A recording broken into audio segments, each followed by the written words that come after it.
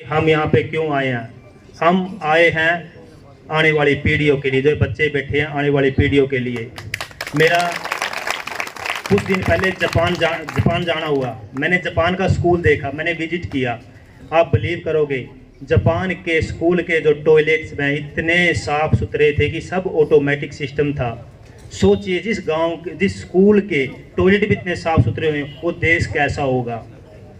अगर किसी की कहते हैं भी पहचान करनी हो, चाहे जूते देखिए, चाहे उसका घर का टॉयलेट देखिए, पता चल जाएगा इंसान कैसा है और कैसे कपड़े पहनता है, उसकी नीयत कैसी है। तो हम आज जो हमारे गांव है, जो ये सिस्टम है, यकीन मानिए कुछ गांव तो ऐसे हैं कि वो गांव नहीं, गंद ज़्यादा लगते हैं, उनमें इतना गंद है, इतना बुरा हाल है, इतना सिस्टम खराब है। तो सोचिए हम कहाँ रह रहे हैं।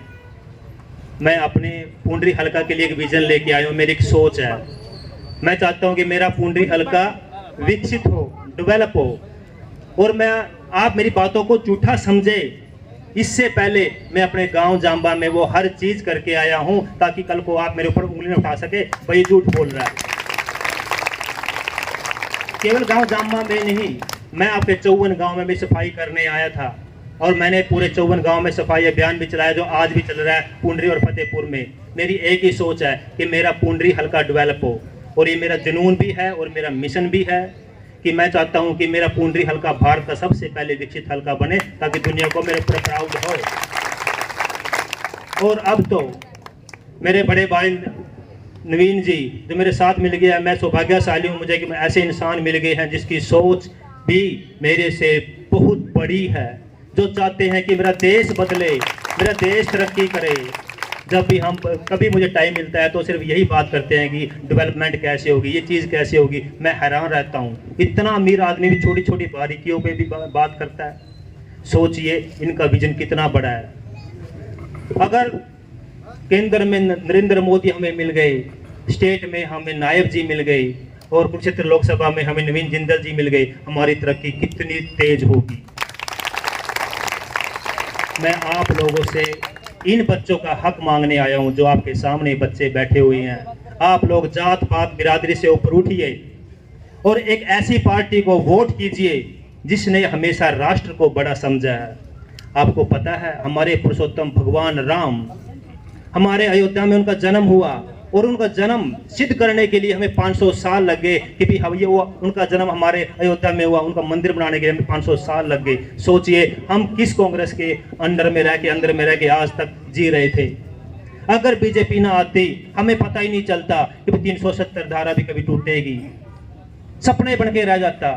370 कश्मीर में आपका जाना, आपका जमीन खरीदना वहां पे बैन है, आप वहां पे प्रीपेड कनेक्शन नहीं खरीद सकते, नहीं चला सकते, वो बैन था वहां पे। आप वहां शादी नहीं कर सकते थे, आप वहां कुछ भी कोई काम धंधा नहीं कर सकते थे। तो सोचिए हमारे देश का सबसे एक ऊंचा, सबसे ऊपर वाला हिस्सा, जो हमारे देश का एक सर है, कि वो भी हमारा नहीं था। किसने दिलाया ये हमें अधिकार? मैं कहता हूँ आप पढ़े लिखे हो, सोचिए समझिए, देश के लिए सबसे अच्छा क्या है, देश के लिए सबसे बेस्ट क्या है, कांग्रेस है या भारतीय जनता पार्टी। हमारी जीडीपी 11 से 5 पे आ गई, और ये अगले 5 साल में 3 नंबर पे आएगी। मेरा ये विश्वास भी है, दावा भी है। जिस हिसाब से हमारा देश तरक्की कर रहा है, डेफिनेटली ये टॉप 3 में भी आएगी। मैं ज़्यादा टाइम नहीं लूँगा क्योंकि हम ऑलरेडी बहुत लेट हैं। आप सोचिए समझिए, अपने बच्चों को आगे हाजिर नाजिर मान के, कौन आपके लिए बेस्ट है, आप उसको वोट कीजिए, ताकि आपका हल्का डेवलप करे और अगले 5 साल खराब ना हो। जय हिंद, जय भारत। हरियाणा के अंदर एक पिछड़े समाज के किसान के बेटे, भारतीय जनता पार्टी के कर्मठ कार्यकर्ता को प्रदेश का मुख्य सेवक बना करके प्रदेश की बागडोर सौंप दी नायब सैनी जी के हाथों में। कोई छोटी बात है? और मैंने खुद जो है कम से कम 30-40 तो मुख्यमंत्री देखे होंगे, खाली हरियाणा के नहीं, हरियाणा के, मध्य प्रदेश के, बिहार के, गुजरात के, कई देखे हैं, ठीक है। लेकिन नायब सैनी जी जैसा सरल, स्पष्टवादी और सिंपल आदमी मैंने नहीं देखा। आपने देखा हो तो बता दो।